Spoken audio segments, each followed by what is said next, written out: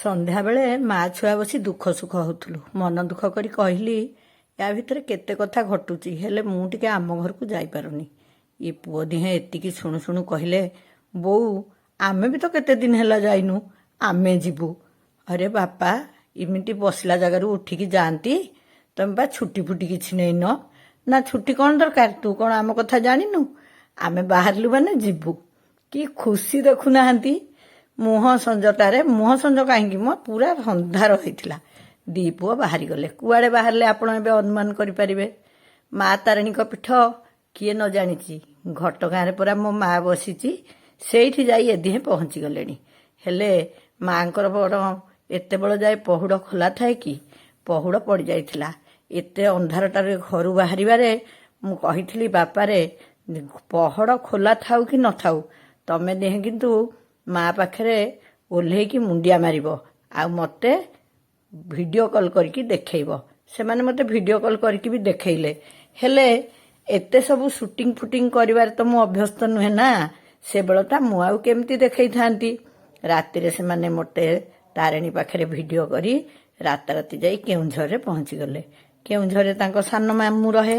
ସାନ ମାଇଁ ଆଉ ତା ପୁଅ ବୋହୂ ସବୁ ସେଠି ଅପେକ୍ଷା କରିଥିଲେ। ରାତିରେ ସେମାନେ ସେଠି ଖାଇ ପିଇକି ଶୋଇଲେ। ପରଦିନ ସକାଳ ହେଲା ଯେମିତି ପୁଣି ଗାଡ଼ି ଖଣ୍ଡକ ଧରି ଦି ଭାଇ ବାହାରି ପଡ଼ିଲେ। ସେମାନେ କୁଆଡ଼େ ଗଲେ କହିଲେ? ଆପଣମାନେ ପୁରା ମୋତେ ପଚାରନ୍ତି ମୋ ଘର କୋଉଠି?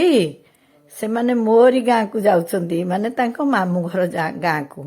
ଏଇ ପାହାଡ଼ ଜଙ୍ଗଲ ଛାଡ଼ିକି ଏ ସହରରେ କ'ଣ ମୋ ମନ ଲାଗେ? ହେଲେ କ'ଣ କରିବି? ଚାଉଳ ତ ପକେଇଛି। ହାଣ୍ଡିରେ ଚାଉଳ ପକେଇଥିଲେ ସେଇଠିକି ବୋହୂ ହେଇଯାଆନ୍ତି ବୋଲି ଆମର ଗୋଟେ କଥା ନାହିଁ। ସେ ଜଙ୍ଗଲରୁ କେମିତି ମୁଁ ଏପଟେ ଭୁବନେଶ୍ୱର ପାଖରେ ଚାଉଳ ପକେଇଦେଲି କେଜାଣି। ଯାହା ବି ହଉ, ଏଠିକି ତ ବୋହୂ ହେଇ ଆସିଲି। ଦିନକୁ ଦିନ ଜଞ୍ଜାଳ କମିବ କ'ଣ, ବଢ଼ିବାରେ ଲାଗିଛି। ହେଲେ ସେଇ ବଣ ଜଙ୍ଗଲ ଗଛ ପତ୍ର ସବୁବେଳେ ମୋର ମନେ ପଡ଼େ। ପିଲାମାନେ ବି ଛୋଟବେଳେ ଅନେକ ସମୟ ସେଠି କାଟିଛନ୍ତି। ମାମୁଁ ଘର ପରା, ସେଇଥିପାଇଁ ସେମାନଙ୍କୁ ବି ଭାରି ଭଲ ଲାଗେ। ଆଉ ସେଇଥିପାଇଁ ତ ମୋ ପାଟିରୁ କଥା ନ ଶୁଣୁ ବସିଲା ଜାଗାରୁ ଉଠିକି ବାହାରିଗଲେ। କଚା ରାସ୍ତା ଆସିଗଲାଣି ମାନେ ଆମ ଘର ଆଉ ଅଳ୍ପ ବାଟ ଥିବ। ଆପଣ ଅନୁମାନ କରିପାରୁଥିବେ। କେନ୍ଦୁଝରରୁ ସେମାନେ ସକାଳୁ ସକାଳୁ ଏଠିକି ଆସିଗଲେ। ଆଉ ଏଇ ଘରର ଚିତ୍ର ଆପଣ କୋଉଠି ମନେ ଅଛି? ଦେଖିଲେ ସେଠି କ'ଣ ଲେଖା ହେଇଛି? ଏ ଘର ନାଁ କ'ଣ ଥିଲା କହିଲେ? ମୁଁ ଗୋଟେ କ୍ୟାପସନ୍ ଦେଇ ପକେଇଥିଲି, ଘର ଭାଇର ନାଁ ମୋର। ସେଇ ଘରେ ଏମାନେ ଯାଇ ପହଞ୍ଚିଗଲେ। ତେଣୁ ଏ ଘରଟି ତ ମୋ ଭାଇର, ମୋ ସାନ ଭାଇର। ହେଲେ ତା ଗେଟଅପ୍ଟାକୁ କରିଛି ସତେକି ମୋ ବଡ଼ ଭାଇ। ଦେଖୁନାହାନ୍ତି, ଦାଢ଼ି ଫାଡ଼ି କରି, ଦାଢ଼ି ବି ପାଚିଗଲାଣି। ସେଠି ସେ ତାରି ପାଖରେ ପହଞ୍ଚିଗଲେ। ମୁଁ ପୁରା କଥା କହୁ କହୁ ଚିଡ଼ି ଯାଉଛି ତା ଉପରେ। ତାକୁ ଚିଡ଼ିବା ମୋର ଗୋଟେ ମାନେ କ'ଣ ସବୁବେଳିଆ କାମ। ସେଦିନ କିନ୍ତୁ ଥିଲା ତା ପୁଅ ଝିଅଙ୍କର ଜନ୍ମଦିନ। ଏଇ ଦିହେଁ ମୋର ପୁତୁରା ଆଉ ଝିଆରୀ ଅମ୍ରିତା ଆଉ ଅରମାନ। ଅମ୍ରିତା ବଡ଼, ଅରମାନ ସାନ। ଏଇ ଦୁଇ ଦିହିଁଙ୍କର ଜନ୍ମଦିନ ଯାଆଁଳା ଯେହେତୁ ଗୋଟେ ଦିନରେ ପଡ଼ିବ ନା, ସେଇ କଥା ମୁଁ କହିଦେବାରୁ ପୁଅ ଦିହେଁ ବାହାରିକି କହିଲେ, ତୁ କାହାକୁ କିଛି କହନି, ଆମେ ଦିହେଁ ଯାଇ ହଠାତ୍ ସେଠି ପହଞ୍ଚିବୁ, ସମସ୍ତେ ବହୁତ ଖୁସି ହେବେ ଆଉ ସରପ୍ରାଇଜ ଦେବେ। ଆଗରୁ ବି ମୁଁ କହିଛି, ଏବେ ଚାଲିଛି ସରପ୍ରାଇଜ ଦେବା। ସେ ଦିହିଁଙ୍କୁ ନେଇ ଠାକୁର ଦର୍ଶନ କରେଇ ଘରେ ଛାଡ଼ିଦେଲା ପରେ ଆଙ୍କର ଆରମ୍ଭ ହେଲା ମାମୁଁ ଘରିଆ ମଉଜ। ଏଇ ଯୋଉ ଚଲା ରାସ୍ତା ଯାଇଛି, ଇଏ କୁଆଡ଼େ ଯାଇଛି ଆପଣ ଖାଲି ଦେଖନ୍ତୁ।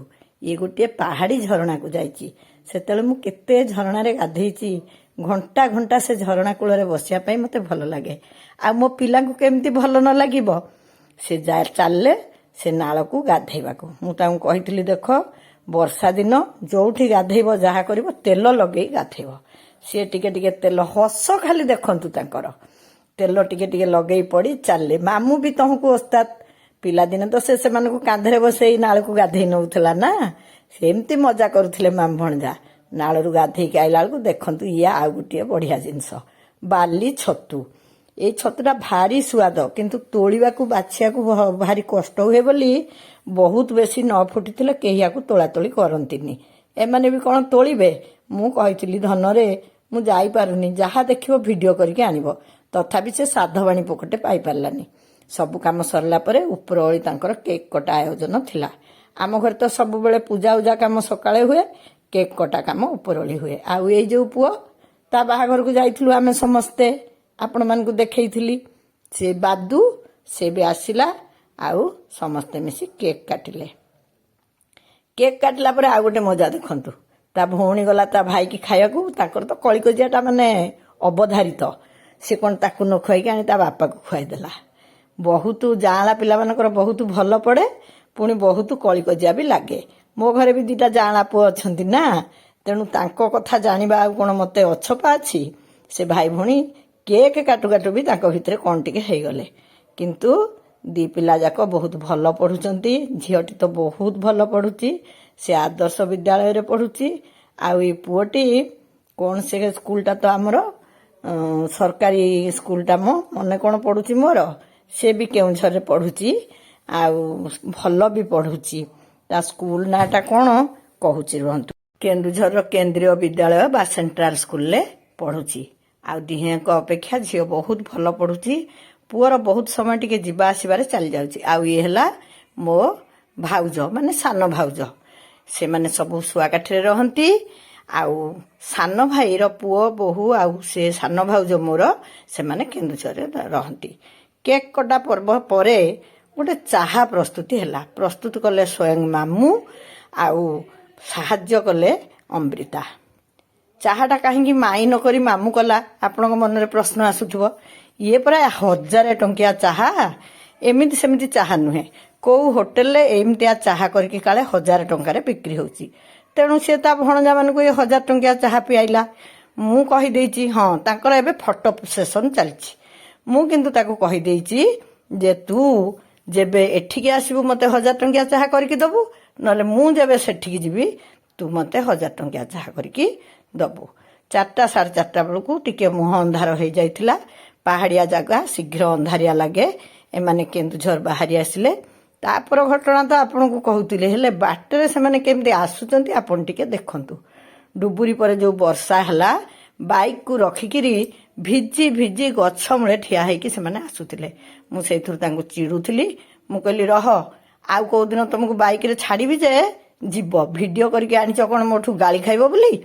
ସେ କହିଲା ତୁ ତ ମୋତେ କହିଥିଲୁ ମୁଁ ଯାଇପାରୁନି, ତମେ ଯାହା କରିବ ମୋତେ ଭିଡ଼ିଓ କରିକି ଆଣିଦେବୁ। ପୁଣି ଭିଡ଼ିଓ କରିକି ଆଣିଦେଇ ତୁ କ'ଣ କହିଲୁଣି ଆମକୁ ଆଉ କେବେ ଛାଡ଼ିବୁନି।